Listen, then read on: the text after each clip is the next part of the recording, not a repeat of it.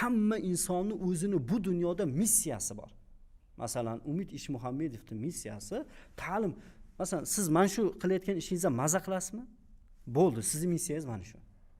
Missiyani qanaqa qilib aniqlasam bo'ladi deydi. Oddiy, mana o'rgatib qo'yaman. Uning uchun pul to'lab, falon kurslarga, psixologlarga borish shart emas. Hurmatli eshitayotganlar, hayotdagi missiyangizni topmoqchi bo'lsangiz, hozirgi gapimga diqqat bilan e'tibor qiling. Siz nima ishni qilsangiz maza qilasiz u, nima ish sizni qalbingizda dard sifatida turadi? Ko'proq qaysi kasb? Shu kechalari bilan uxlay olmay o'ylab chiqasiz. Nimani? Farqi yo'q. Futbol nima, shaxmat nima, ustozlik nima, tijorat nima, ishlab chiqarish nima, dehqonchilik nima, qo'y boqish nima, nimani? Nima sizni qiynaydi ko'p? Shunchaki maza qilish emas, qiynash kerak. Ana shu qiynagan narsa bilan shug'ullaning, ana shu sizning missiyangiz. 100% qo'shilaman. Ana shu sizning missiyangiz bo'ldi. Ekspertga ham vaqtingiz qolmaydi, boshqa bemaza narsalarga ham vaqtingiz qolmaydi. Faqat uni o'zingiz aniqlang. Aniqlashning yo'li o'sha sizni nima qiynayapti? Ko'proq xayollaringiz. Va o'shani tuzatsangiz, har kuni qanaqa maza qilasiz? Telefon. Bitta kishiga o'rgatib qo'ydim-da yaqinda. Yoshi katta, Umid aka 50 dan oshgan. Haligacha hayotda o'zining missiyasini topmagan ekan. O'rgatib. Bunaqalar ko'p. Men aytdim, aka dedim, nimada ko'rishib qoldik Makkada. Hoji aka dedim, ulug' joyda ko'rishdik. Sizga domla bitta duo qiling, haqimda. Mana Ka'bani oldida duo qilingki, hech mana 50 dan oshdim. Ishim yurishmaydi.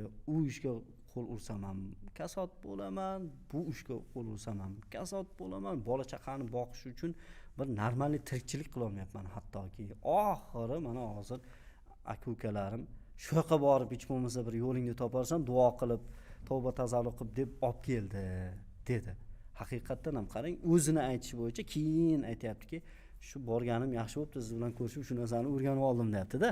Buni ham bizga bir ustozlarimiz o'rgatgan. Telefon diktofonni olasiz dedi. Kun davomida nima hayolingizga kelsa, shuni bitta o'zingizga nima ochib qo'yasiz-da, saqlagich, izborini deydimi? Shunga ovoz qilib kelgan hayolni aytib ketaverasiz dedi. Yozishga ko'pchilik qiynaladi. Aytib ketasiz, aytasiz, bir hafta shu ishni qilasiz va bir haftadan keyin hammasini oldingizga varoq olib eshitib chiqasiz. O'sha kasbga, qiladigan ishlaringizga oid bo'lsin. Nima haqida ko'p gapirdingiz? Ya'ni sizni nima qiynadi? Ana shuni jamlaysiz, 50% dan oshganini qilasiz dedi. Aka, men 18 ming dollarga o'qib kelgan narsamni siz bitta alaqada tushuntirib qo'yib qo'yasiz. Undan hali dahshatlari bor. Inshaalloh boshqa podkastlarda aytamiz. Qanaqa qilib insonning o'zini iste'dodini, qobiliyatini uyg'otsa bo'ladigan ishlar, vazifalar bor. Xullas, haligi odam keyin qaytib kelibdi. Bu taxminan o'tgan yil bo'lgan voqea. Qaytib kelibdi-da, shunday qilibdi, erinmagan. Lekin qarang, shuni qilishni o'zi ham sababda. Shuni qilish kerak-da. Desa, bu gaplarimizda dankasalarga aloqasi yo'q. Dankasalar, siz nima qilishingiz kerak? Bitta yo'li bor. Sizni qiling, o'rningizdan turishingiz kerak, tamom. Turishingiz kerak, harakatni boshlashingiz kerak. Bo'ldi. Dankasalikdan qanday qutulsam bo'ladi? Tur o'rningdan. Bor, ko'chaga chiq. Yaxshi odamlarning oldiga bor. Solih odamlarning oldiga bor. Xullas, boyagi odam qilibdi. Bir hafta deydi, shuni qildim, har kuni deydi. Nima? Mashinada, taksida ketatsam, avtobusga chiqsam ham, nima qilsam ham deydi. Ana shuni aytib ketdim. Bir haftadan keyin deydi, xulosa chiqdi deyapti. Eng qizig'ini aytaymi, Umid aka? U odam Westminster tugatgan. Lekin o'zini sohasi bo'yicha bir kun ham ishlamagan. Qarang, hatto Westminsterni bitirsangiz ham bo'ldi, siz muvaffaqiyatlisiz, baxtlisiz, missiyangizni topdingiz degani emas-da. Keyin bir hafta haligi shu odam shu ishni qildi. Bir haftadan keyin demak menga telefon qildi. Telefon qildida men dedi kasbimni topdim, lekin buni qilishga biroz uyalyapman dedi. Aytdim, nima kasb dedim. Ayting, qani kasbingiz? Men qo'ylarni yaxshi ko'rar ekanman dedi. Qo'y boqishni yaxshi ko'rar ekanman men dedi. Chunki u yoqqa o'tsam ham, bu yoqqa o'tsam ham qo'ylarni 5 tadan qanaqa 1000 taga chiqarish formulasi miyamda aylanaveradi. Ko'chada ketaversam ham dedi, boshqa hech qachon meni ko'zim tushmagan ekan. Bo'lmasa men mana shu Olmazor tumanida turaman. Olmazor tumani tarafda nechta joyda qo'ylarga yem sotilishi, nechta joyda veterinariya do'koni borligini shu odam bilar ekan. Men masalan Olmazor tumanida nechta kutubxona, nechta masjid borligini bilaman. Misol uchun. Shuni deydi qarab yurar ekan. Toshkent shahrida qayerda nechta Instagramga kirsam ham, YouTube'ga kirsam ham faqat qo'ylar haqidagi videolarni ko'raveraman deydi. Tinimsiz. Aka siz qo'y boqing dedi. Shuncha chaqirgan, shuncha znaklar berilgan, qilmaganda. Ha. Siz qo'y boqing dedi. Bunga deyapti uyalaman. Bolalar qanaqa? Ya aka dedim. Hech uyalmang dedi. Hech qachon uyalmang. Uni Westminsterga qanaqa kirib qolgansiz desam, ota-onam dedi. Shu ingliz tiliga o'qitib o'zim kirganman deyapti, lekin ota-onamning orzusi uchun kirganman dedi. Aytdim, ota-ona hayotmi? O'tib ketishgan. Bo'ldi, Alloh joylarini jannatdan qilsin. 50 yoshdan oshdingiz, endi ota-onangiz xursand bo'ladigan ishni qiling. Qanday? Siz jamiyatda o'zingizni o'rningizni toping, missiyangizni toping dedi. Mana 1 yil avvalgi gap. Shu odam keyin mana shu Toshkent viloyatida qayerdandir joy topib, aka-ukasida ozroq bir qarz oldi. 10 ta qo'chqor, 10 ta soliq qo'y. Urg'ochi qo'y olib boshlagan. Mana 1 yilda hozir aytayapti, qo'chqorlarni aylantiraman deyapti. Ana soliq qo'ylarni tug'ishga tayyorlayman deyapti. Men mana gaplashganimga juda ko'p bo'lgan bo'lsa bir hafta bo'ldi. Men o'zimni ham qiziqtirib tashlatdi qo'yga. Endi meni qishloqdan chiqqanman, birozgina qiziqaman chorvachilikka. Hozir shu kun kecha kunduzda deyapti, qarang. Mashina oldim o'zimga deyapti. Ana shu Parkentmi, Bo'stonliqmi, qayerdan bo'lsa o'sha joydan arendaga olgan joyimni sotib oldim deyapti. 1 yilda. Mana baraka. Siz missiyangizni toping, barakani o'zi kelaveradi. Tomosha qilasiz. Ha, qo'ylarni tug'adi deydi. Shu tuqqan ana videoda eshitganlarini, masalan, siz bilan men Instagram, YouTube'dagi qo'y boqadigan kanallarda, bloglarda ko'rsak tushunmasligimiz mumkin. U odam uni his qiladi, tanasiga singdiradi. 1 yilda hozir qo'ylarimning soni 300 ta bo'ldi deyapti. Qanaqa qilib desam, tug'ibmi dedi. Yo'q. Boqib chiqarib ko'paytirib 1 yilda 300 ta qildim deyapti.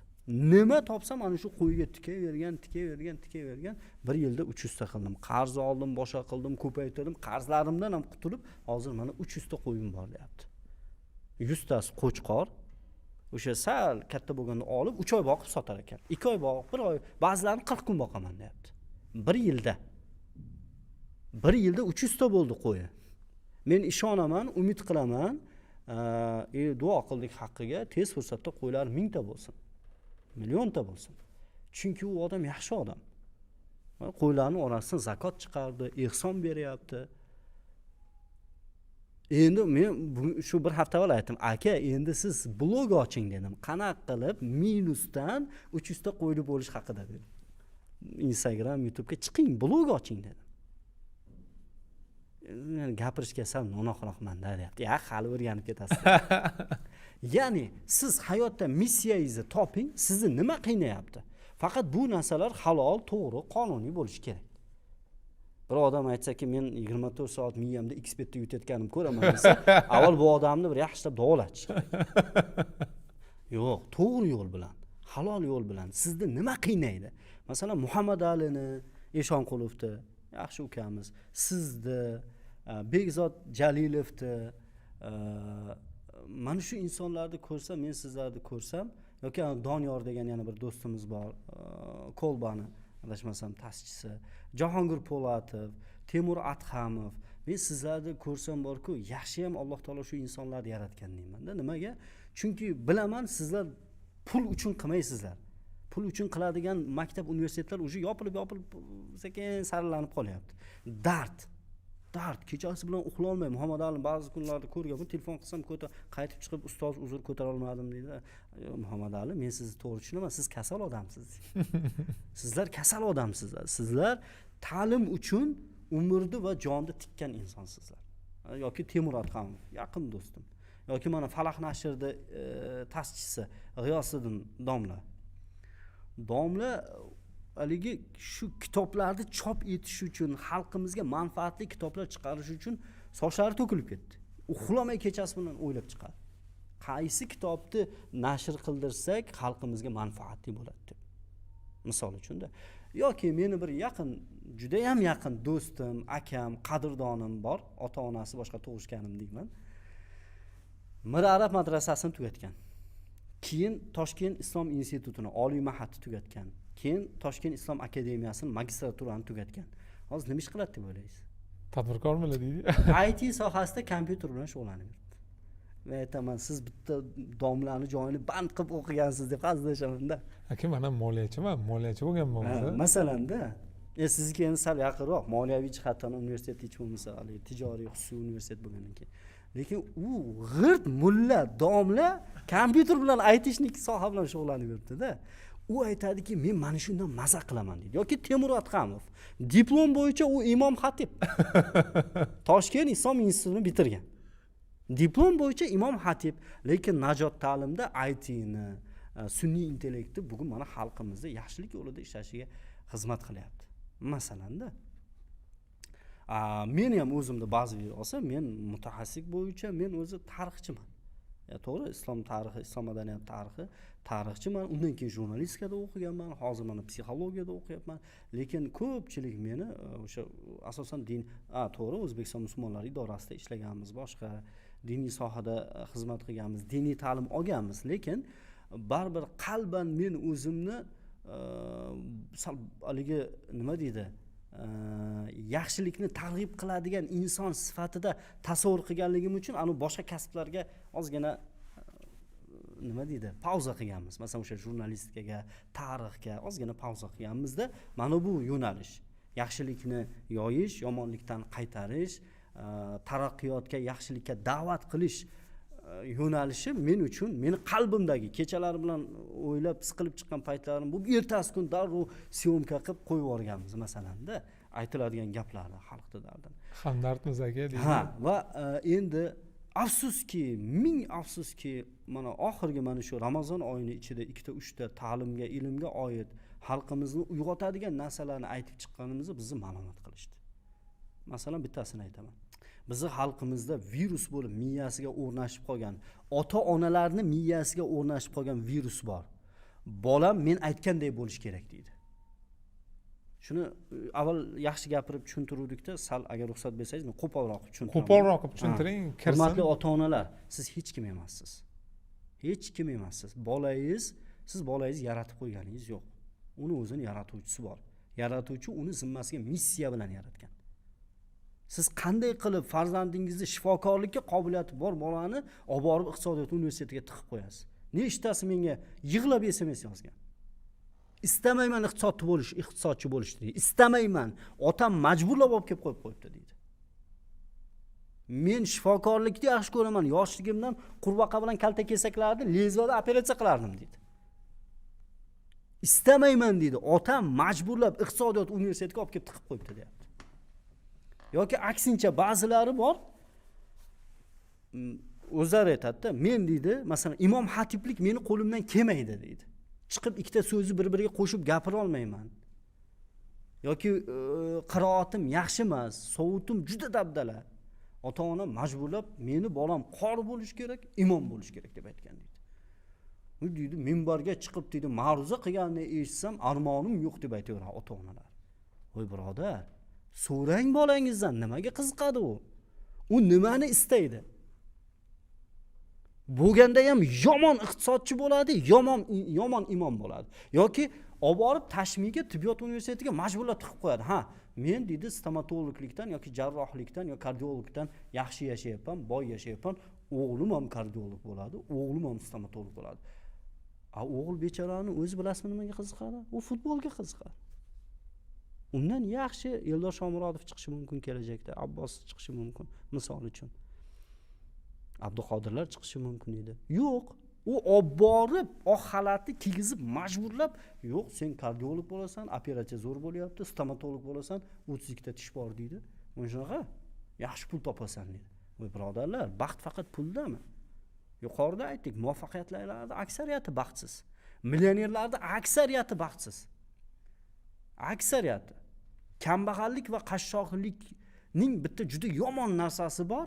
Qashshoqlar va kambag'allarni fikrlari ham qashshoq va kambag'alcha bo'ladi-da. Va ular hammasi emas. Men umumiy ma'noda aytaman. voqelikka tushaylik, xalqimiz orasida kuzatayotgan narsalarni aytyapmiz. Qashshoqlarcha fikrlaydigan insonlarning bitta juda yomon narsasi bor. Ular bor muvaffaqiyatni pulda deb bilib qoladi.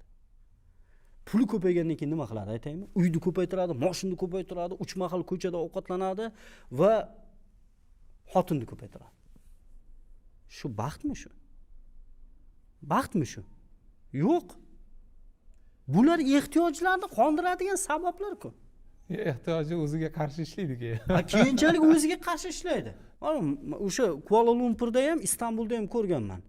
O'sha bizni birodarlarimiz, bittasi malay, bittasi turk. Turk qardoshimiz ham. Tilimiz ham bir, dinimiz ham bir, millatimiz ham bir. Katta kompaniyaning egasi ijarada yashar ekan. Ijarada, duplex uy ijarada yashayman deydi. Bu uy ham meniki emas, otam shartnoma qilib ketgan bir paytlar deydi.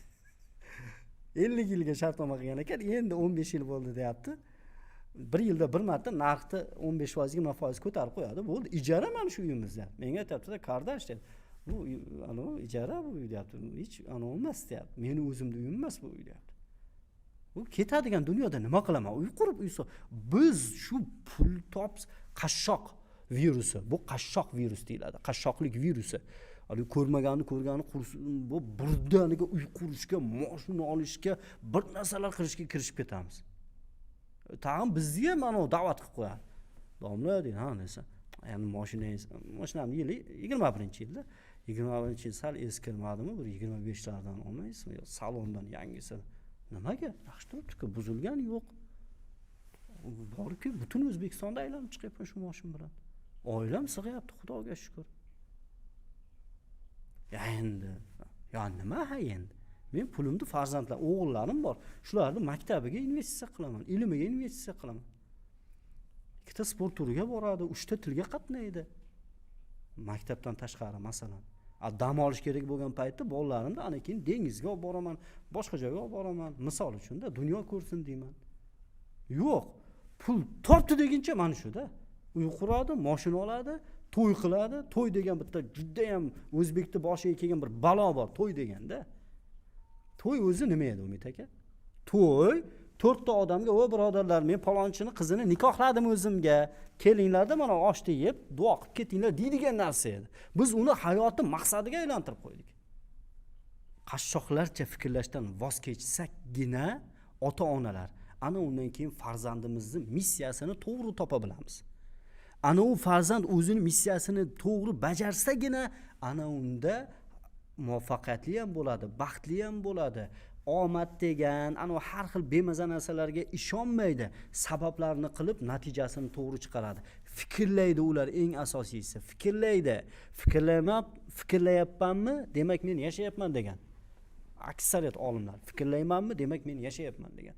Fikrlashdan to'xtagan inson o'lgan inson hisoblanadi. Faqat uni olib borib kafanlab ko'mish qolgan xolos.